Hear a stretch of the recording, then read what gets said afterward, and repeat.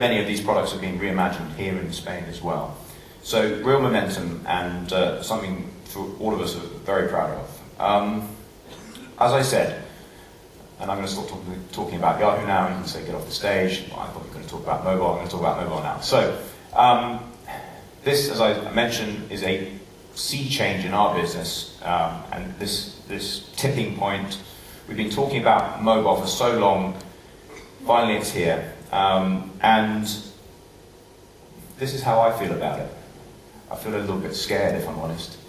I think, I can't see any of your faces, but hopefully you haven't fallen asleep.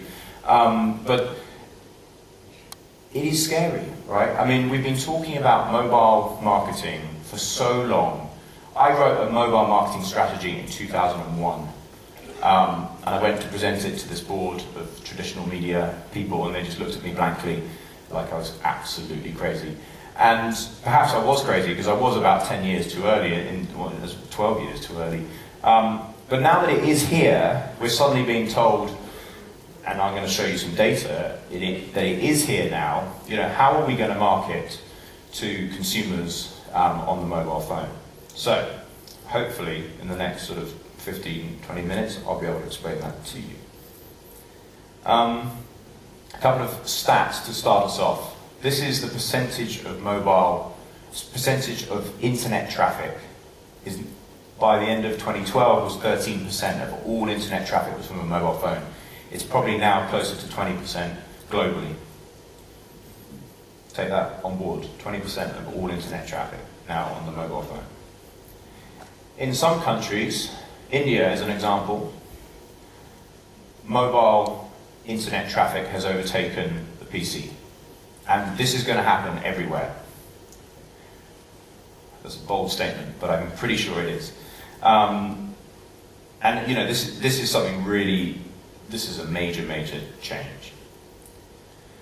And my title of this presentation was the mobile juggernaut. I'm not sure whether that translates very well into Spanish, but it's basically a very, very big truck coming very fast at you in a sort of quite scary way. But some businesses have already really embraced the mobile world. eBay, for example, are expected to take $20 billion in revenues from the mobile this year. Domino's Pizza, which is a big pizza company, 20% of orders were made to the mobile phone. Groupon, 40% of US transactions were completed on mobile devices. And searches in the retail category, 25% of those now come from the mobile. And I'm going to talk about retail and show you a really cool example of retail and mobile a little bit later on. So this juggernaut is here. If there's one slide that you basically remember, if you haven't forgotten everything I've talked about already, is this slide. Mary Meeker, have you heard of her? She produces a 120-slide document every year on the state of the internet.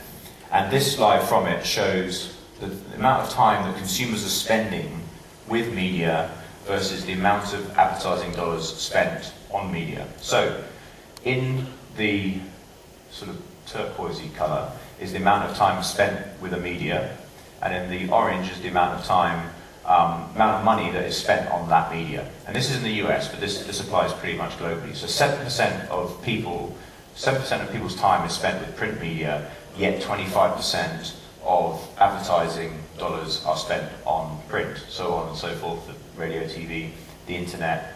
Mobile, in the States, 10% of people's time with media is spent with a mobile, and yet only 1% of advertising dollars are spent on mobile. And this has changed, you know, to be an even greater delta across in the last year.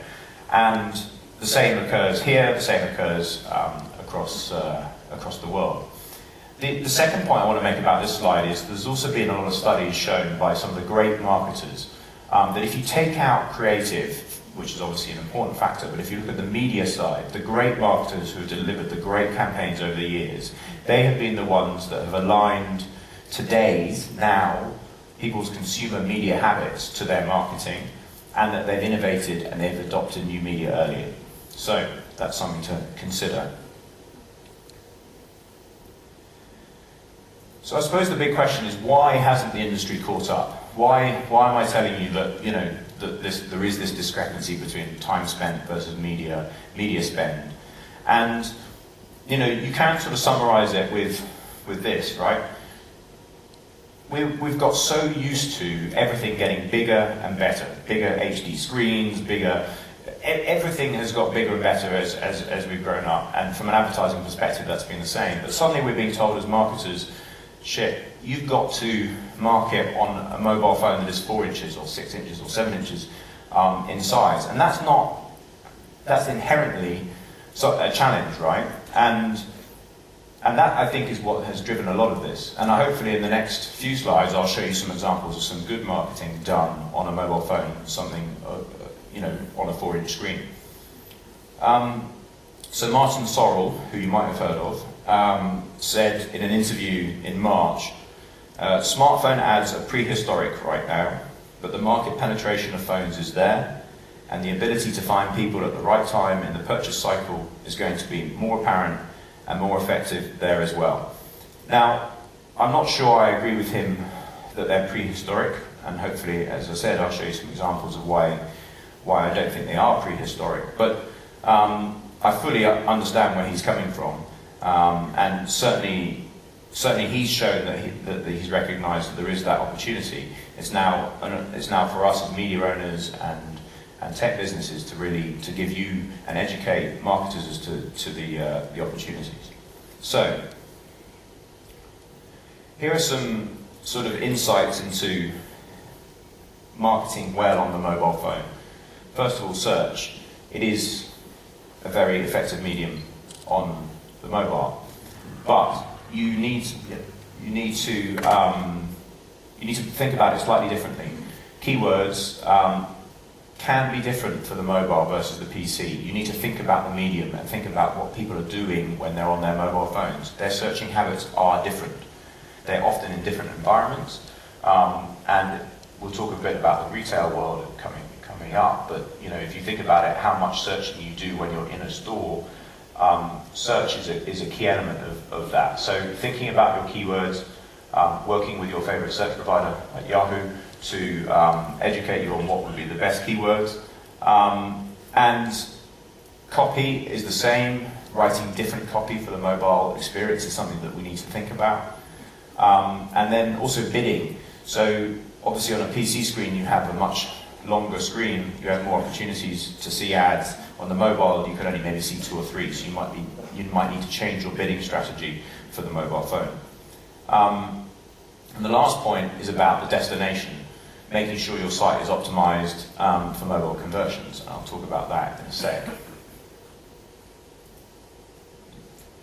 The next big element is, and the buzzword, the trend, this is the big area of both mobile but also generally in the digital industry, especially in the States, is around native ads. And the beauty of native ads are that they work across all devices. They work very well on the mobile phone. And why is that? Well, they offer contextual opportunities as well as personalized opportunities, combining them both in an environment that is native and also relevant to the user. And so we've recently launched these, or fairly recently launched these in the States. It's proved to be hugely successful. And this is definitely an area that is coming here to Europe very soon for us, and we really believe this is a big area, especially for mobile.